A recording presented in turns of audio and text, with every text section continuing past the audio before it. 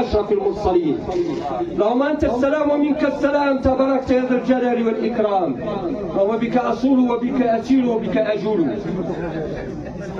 يوما ما أكون قد حققت أغلى أمنياتي، تلك هي عشقي لله، تلك هي إرساء السلام بين الناس، تلك هي وفائي لوطني.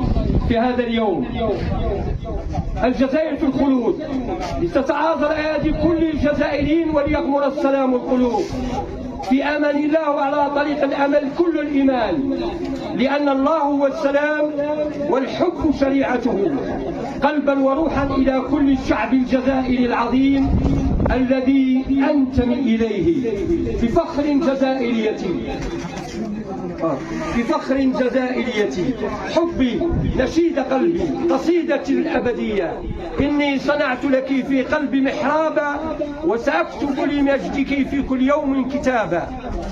مسعد يا أميرة الرخاء بحرارة أحبك، أنت المسلمة يا نبع إلهامي وأسمى عواطفي. بسم الله الرحمن الرحيم. العرفان والإكبار والوفاء للشيخ العلامة والشهيد البطل سيدي عبد الرحمن بن طاهر رحمه الله.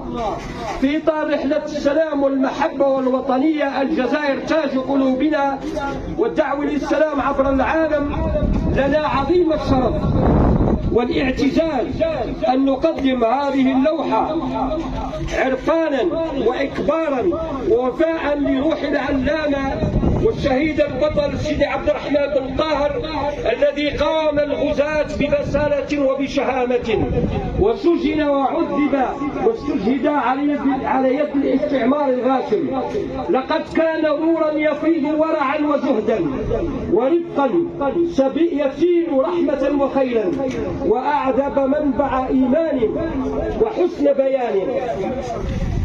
ألطفنا بالطيبات في ثمار المعرفة والحكمة التي ترتوي بها العقول والأرواح، تبعث الحياة في الرجاء في الأجيال، وإيمانا من بعده إلى آخر الأجال.